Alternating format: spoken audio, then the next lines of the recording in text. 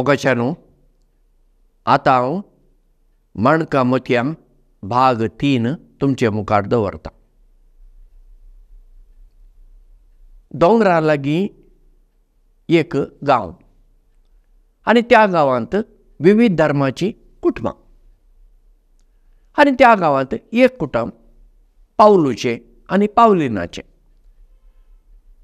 पावलूकूय शिकप ना आनी पावलिनाकूय शिकप ना. ते गांव भुरगीं गांवच्या सरकारी इस्कॉलांत वतालीं. आनी कुटुंब हें दुबळें. हें कुटुंब दुबळें कित्याक तीं पयलीं पासून दुबळीं म्हणून न्हय. हें कुटुंब दुबळें पावलूक लागून. कित्याक पावलूक 2 वायट संवय आसल्यो. एक सोरो पिवोवचो, कितलो तो पिवोवचो म्हणून ना, सदां काम करता पिवचें, लोकून घरा येवचें, गाळी सोंच्यो, कोणा कडेन झगडीं करचीं, घरा येवचें आनी मागीर ती इल्लेशें बांदून हाडली पुटली, तातूंत तांदूळ आनी कितें आसतात घरा जाय जाल्यो वस्तू त्यो हाडून अश्यो उडोवच्यो आनी मागीर पावलिनाक मोगान आपोवचें ना. ताची उतरां सुरू जावचीं र, च आनी फ आंतल्यान त्यो गाळी त्यो हांवें तुमकां सांगच्यो गरज ना, तुमी जाणा आसतल्यात. मागीर बायलेक म्हणोवचें केन्ना केन्ना आनी मागीर तिणें रांदचें. मन आसल्यार हो जेवतालो, ना जाल्यार त्या शेजाचे मुडकेक लात मारली, मडकुलोय केन्ना फुडतलो. पावलूकय जेवण ना, पावलिनाकय ना, भुरग्यांक ना. अशी ताची एक वायट संवय. दुसरी ताची वायट संवय, खंय इल्ले थोडे पयशे उरले, सोरो पेन उरले पयशे आसात पळय, जुगार खेळचो, तातूंत पयशे वगडायले. अशें करून तो दुबळो जालो आनी हें ताचें जिवीत. सदांच्या बरी एक दीस तो उठलो, ताची कुराड आसा ती ताणें घेतली, दोरयो घेतल्यो आनी ताचो एक तुवालो आसा तो खांद्यार घालो. ताचें काम कितें, वयर दोंगरार वयचें, थंय रुखाचे खांदे मारचे आनी ते खांदे हाडून बरो करून गांवांत ताणें ते विकचे आनी त्या पयशांनी सोरो पिवोवचो आनी घरा इल्लेश्यो वस्तू हाडच्यो, इतलेंच ताचें काम. असो त्या दिसा तो वेताना थंयच गांवांत कुशीन एक पिंपळा रुखाचें काटें आसा, थंय एकटो कोण तरी बसला, सादूसो दिसता आनी जायतो लोक मुखार काट्या सकयल बसला. पळया कितें चलता काय म्हणून वयर तसो हाची वाट तीच दोंगरार वचूं. सादू कितें उलयता, पळया तो कितें उलयता पळया म्हणून हो गेलो आनी पाटी असो बसलो तांचेर. सादू कितें सांगतालो, आमच्या जिवितांत आमी बरें करूंक शिकूंक जाय. कितलें आमी बरें करता तितलें आमी बरीं मनशां जाता. आमच्यो वायट संवय आमी सोडूंक जाय. सगळें आमचें चिंतप बरें जावंक जाय, आमचीं उतरां बरीं जावंक जाय, आमच्यो करण्यो बऱ्यो जावंक जाय आनी अशें केल्यार आमी बरीं मनशां जाता म्हूण तो बरें करून तांकां सगळें विवरण दितालो. तें आयकतां पावलूक ती उतरां काळजाक लागली आनी पावलू आपणांतल्यान म्हणूंक लागलो, छे कसलो हांव धडधिरो, पाड पडलो मनीस, हांवें जिवीत पाड केलें. पळय सादून कितलें बरें सांगलां. आमी नवें जिवीत जिवंक जाय, नवीं मनशां जावंक जाय आनी साद्य आसा म्हणटा स्वामी. तर म्हाका तोच वाट दाखयतलो, ताच्याच कडेन वचून हांव उलयतां म्हणून तो रावलो. थंय आसलो लोक स्वामीक मेळ्ळे, नमस्कार केले आनी गेले. वो निमाणो गेलो स्वामी कडेन आनी स्वामीक नमस्कार म्हणलो, स्वामी हांव एक खोटो मनीस, दळदिरो मनीस. स्वामीन म्हणलें, कित्याक म्हणटाय पुता तशें? ना, हांवें वायट जिवीत जियेलो, सोरो पियेलो, जुगार खेळ्ळो, बायलेक मारलें, गाळी सवल्यो. आतां तुमचीं उतरां काळजाक लागलीं, तुमी देव मनीस कशे? तुमच्या उतरांनी म्हज्या मतीक आतां उजवाड मेळ्ळो. म्हाका हें सगळें सोडूंक जाय सायबानो, पूण तुमी म्हाका आदार करूंक जाय. सादून म्हणलें, आनी जालां तें जालें. जे दुदाचे एक ग्लास तुज्या हातांत आसा आनी तो ग्लास सकयल पडलो, फुटलो आनी दूद सगळें शिपडून गेलें. रडून कांय फायदो ना न्ही. जाल्लें तें जालें. ह्या मुखार जागृत करूंक जाय तुवें. आतां ज्यो खोट्यो सवय तुका आसा म्हणटा पळय त्यो सोड. तुजी बायल भुरगीं आसात, बरो संवसार कर, बरो मनीस जा. वय सायबान, हांव तुमकां उतर दितां, हांव करतां, म्हाका तुमचो आशिर्वाद दिया म्हणालो आनी गेलो. ओगी दोंगरार गेलो. थंय त्या दिसा ताणें चड खांदे रुखाचे खांदे मारले आनी हाडून गांवांत धाकटे केले, पोटल्यो केल्यो, विकले. आनी त्या दिसा चड खाणाच्यो वस्तू म्हळ्यार जेवणाक जाय जाल्यो त्यो घेतल्यो आनी भुरग्यांक खावंक म्हणून ताणें केन्नाच हाडल्यो ना त्यो वस्तू घेतल्यो आनी बरी व्हडली पोटली बांदून घेवन आयलो. आनी त्या दिसा सोरो पिवंक ना, लकलो ना, गाळी नात, सवे नात, शिराप ना, कांय ना. घरा आयलो आनी घरा येवन ओ पावलेना, ओ पावलेना, जापसून पळयत, ओ पावलेना. पावलेना भियान येता. अरे अजाप, केन्नाच म्हज्या घरकारान अशें म्हणलें ना. ह्या तानांच र च आनी फ हांव सुरात करतलो. हांस म्हाका आपयता. आयली. पावलेना, हांगा ये, घे पोटली घे, रांद, बरें कर रांद, जेवया. मागीर भुरग्यांक आपयता. भुरगीं भियान लिपोन भितर, कित्याक वो आवयक मारता आनी तांकांय मारता. भुरग्यांक आपयता आनी म्हणटा हांवें तुमकां खावच्यो वस्तू हाडलात. मागीर तांकां दिता.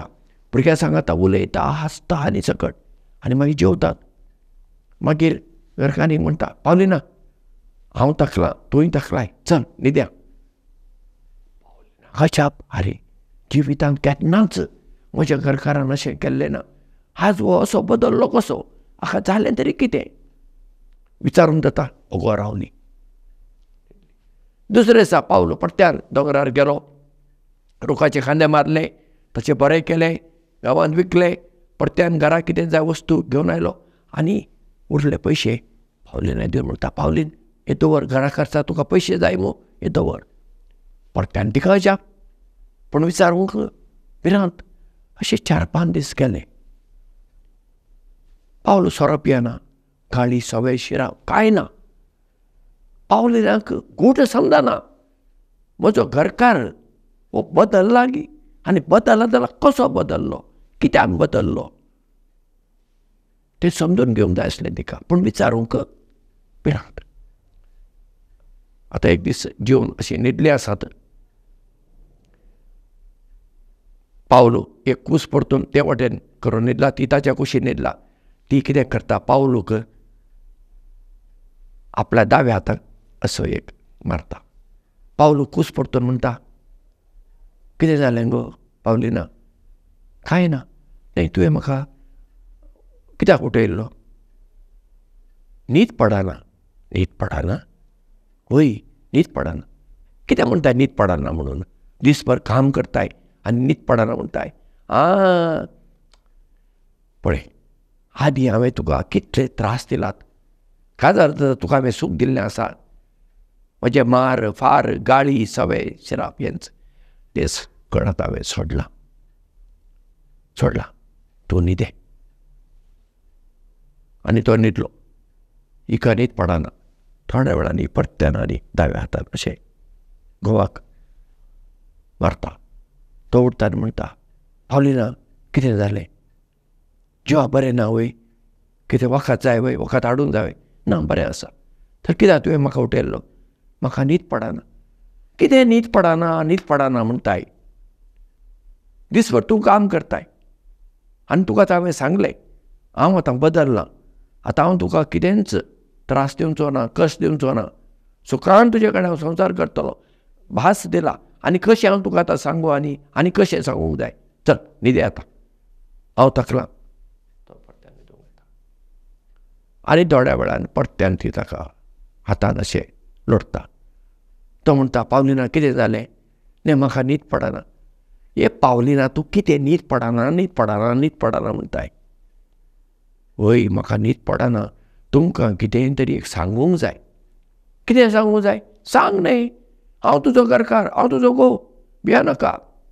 हांव काय तुका म्हणचो ना. तूं सांग, कितें सांगूंक जाय तें सांग, हांव आयकतां. बरें, रागार जावचें ना न्हू तुमी? ना, जायना, सांग. पळया, पयलें तुमी सकाळीं वेताना फुरफुरूंच वेताले दोंगरार. मागीर लांकडां विकून बरें इल्लें पियेताले.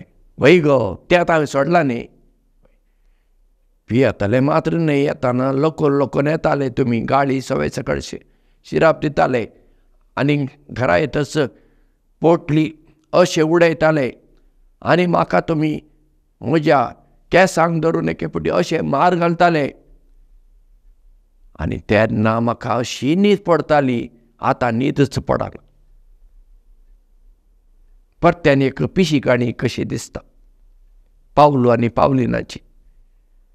पावलूक लोक बेब्दो म्हणटाले, दळदिरो म्हणटाले. पावलू त्या साधूची शिकवण आयकून बदल्लो. ताणें सकळ ताच्यो वायट संवय सोडून दिल्यो. पूण पावलीन आपलो घरकार बदल्लो म्हूण संतोश पावचे सुवातेर ती आपणाचें चिंता न्हीद पडना खंय तिका. म्हळ्यार तिका तो घोव तो आदलोच जाय. तो सोरो पिवपी, गाळी सवय शिराप दिवपी आनी काय बरे 4 मार घाल थाडोवपी तें करता तिका न्हीद येता. आतां कोण बदलूं ना? पावलीन बदलूं ना, पावलू बदल्लो. नवें जिवीत कोणाक आयलें? पावलूक आयलें. कित्याक ताणें आदलें खोटें जिवीत सोडलें. तशें पावलीन वायट स्त्री न्हय, ती बरीच. ती कितें सोरो पियनासली, गाळी सवय कोणाक दिनासली, घरचें काम करताली. पूण तिका आपल्या घरकाराच्या जिवितांत नवें जिवीत आयलां हें समजून घेवंक आनी तें मानून घेवंक ती तयार ना. तिका तें आदलेंच जायचें. म्हूण आमी आमच्या जिवितांत अशेंच करता. पावलिना बरी आमकां जिवितांत बदल नाका, तेंच आदलें जायचें. परंपरेचे आमी इतले गुलाम जाले. हांव तें धार्मीक मळाचेर म्हणा वा आमच्या सांस्कृतीक मळार म्हणा. देखीक पळय रोस, काजारां पयलें रोस जाय. कित्याक रोस नासतना काजार जायना? गरजेचें कितें? गरजेचें कोण काजार जातात? तांणी एकामेकाक दिल्लें उतर मारासर पाळूंक आसा. मोगान एकवटान एकामेकाक समजून घेवन सोंसणिकायेन जिवीत मुखार व्हरूंक आसा. तें गरजेचें. बरें, रोस केलो, डाम डूम करून सगळें केलें. काजारां कितें तांकां आपण व्हडलें काजार जालें. मागीर फुटलें. तेन्ना कितें? पूण खंय आमी म्हत्व दिवंक जाय आसलें? ह्या तरणाटीं काजार जातात तांकां बरी शिकवण दिवन, तांचे पासत मागूंक, तांकां मार्गदर्शन दिवन तांणी बरें आपलो संवसार करूंक आमी मार्गदर्शन दिवचें सोडून आमी रिती रिवाज रोसाचे गुलाम जाल्या. आनी ते अश्यो आमच्यो कितल्योश्यो रिती रिवाजी आसात. थोड्या कडेन आल्माच्या दिसा 2 तारखेर मेल्ल्यांक म्हणून जेवण दवरची एक संवय आसा. कित्याक? ती खंय मेल्लीं आसात, तांची एक आशा आसता न्ही फादर म्हणून. मेल्लीं जेवंक येतात वय. ते मागीर कावळ्यांनी खावन वयचें नाल्यार गोरवांनी नाल्यार आनी कोणें सुण्यांनी वय. ताचे परस त्या तुजी मेल्लीं तुजी मोगाची मनशांनी तांच्या पासत मागणें कर, माग. आनी तुका जर जेवण दिवंक जाय तांच्या नांवान कोणा दुबळ्यांक जेवण दी न्हय. तूं तुजे कडेन पयशे आसात, तांकां आसा न्ही, दी. कावळ्यांक तुवें जेवण दिवन ती मेल्लीं कितें सर्गार वचनात नाल्यार यमकोणांत वचनात. कावळ्यांक तुज्या जेवणाची गरज ना. तांकां रस्त्यार पडलें कितलें मेळ्ळें आसा तें खावन कावळे दीस काडटात. तुवें हांकां जेवण घालें जाल्यार कावळ्यांक ते कावळे मागीर तें मेळ्ळें खावचें नात, तें काडचें कोणें मागीर. पण अशें आमी परंपरेचे गुलाम. म्हणटच पावलू आनी पावलेनाचे एक काणयेंतल्यान एक लिसांव आमी सक्तांनी शिकोवंक जाय. तें म्हणल्यार आमच्या जिवितांत नवें जिवीत येवंक जाय. आनी नवें जिवीत एक फावटी मात न्ही, दर दिसा आमच्या जिवितांत नवेंपण येत रावूंक जाय. आमी उक्त्या मनाची मनशां जावंक जाय. तेन्ना तशें घराचीं जनेलां दारां आमी सकाळीं उक्तीं करता मूं तेन्ना नितळ वारें भितर येता आनी घरा भितर असलें मेळें वारें भायर वता वय मूं. तशें आमी आमच्या काळजाची मनाची दारां उक्तीं दवरया आनी नवें जिवीत आपणायल्लीं नवीं मनशां जावया. देव बरें करूं आनी मोग आसूं.